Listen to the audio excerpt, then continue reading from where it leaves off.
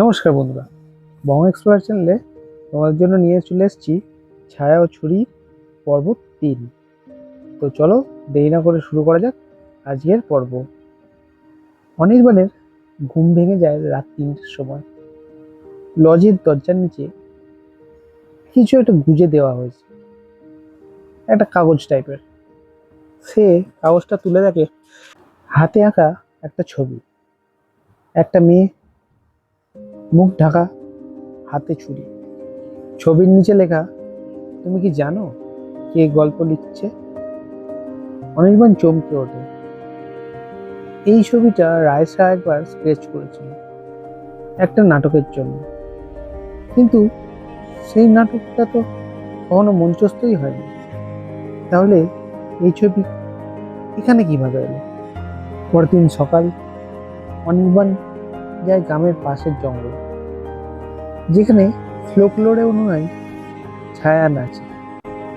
জঙ্গলের ভিতরে ক্লিয়ারিংয়ে সে পায় একটা থিয়েটার পোশাক, রায়সার লাস্ট পারফরমেন্সের কস্টিউম। পোশাকটা রক্তে ভেজা, পাশে পড়ে আছে একটা ভাঙা আয়না। অনির্বাণ আয়নার টুকরোতে নিজের মুখটা দেখে, কিন্তু তার চোখে যেন রায়সা সিলহাউটে ভেসে ওঠে। সে পেছন ঘুরে তাকায়, কিন্তু কেউ নেই। কিন্তু গাছের গায়ে আঁকা একটা লাইন, ছুরি যখন গল্পে ঢোকে চরিত্ররা পালাতে পারে না। অনির্বাণ ভিলেজ পুলিশ আউটপোস্টে যায়।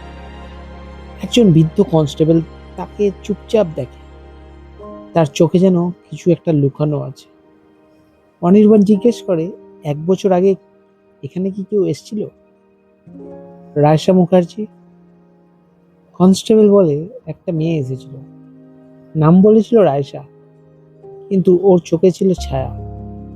ও বলতো ও একটা গল্পের ভেতরে আটকে গেছে। ওর সাথে কথা বলে মনে হতো ও নিজেই জানে না ওকে। অনির্বাণ জিজ্ঞেস করে, ও কোথায় গেছে? কনস্টেবল চুপ করে থাকে, তারপর বলে, ওর ছায়া এখনো এখানে ঘোরে। অনির্বাণ লজে ফেরে। সন্ধেবেলা ডকুমেন্টারি ব্যাগ খুলে দেখে ভেতরে একটা ছুরি, কিন্তু ছুরিটা তো তার নয়। ছুরির হাতলে লেখা, আমি গল্পের ছুরি, তুমি গল্পের চরিত্র। অনির্বাণ ছুরিটা হাতে নিয়ে দেখে ছুরির মাথায় একটা ছোট্ট খোদাই, RM, রায়সা মুখার্জি। তার মনে পড়ে রায়সা একবার বলেছিল, গল্পে যদি ছুরি ঢুকে পড়ে তখন রাইটার আর ক্যারেক্টার আলাদা থাকে না। যাই হোক, এভাবে কিছুক্ষণ কাটানোর পর অনির্বাণ তার ডকুমেন্টারি ফুটেজ রিভিউ করে, একটা রিহার্সালের ভিডিও। রায়সা আয়নার সামনে দাঁড়িয়ে আছে, সে নিজের রিফ্লেকশনের সঙ্গে কথা বলছে, তুই আমি না, তুই আমার গল্প, আমি তোর রাইটার। অনির্বাণ পজ করে।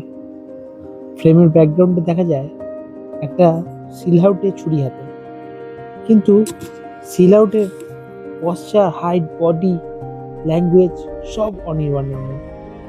সে ফ্রিজ করে। তার মনে হয় এই ফুটেজ সে কখনো তুলিনি, তাহলে কে তুলেছে? আর সিলহাউটে যদি তার মতোই হয়, তাহলে রায়সা কাকে দেখছে? আজকের গল্প এই পর্যন্তই। পরবর্তী গল্প জানতে হলে অবশ্যই চ্যানেলটাকে সাবস্ক্রাইব করো আর পাশে বেল আইকনটাকে প্রেস করো। আর গল্পটা ভালো লাগলে অবশ্যই লাইক, কমেন্ট, সাবস্ক্রাইব করো। তাহলে আজকের মতো টাটা।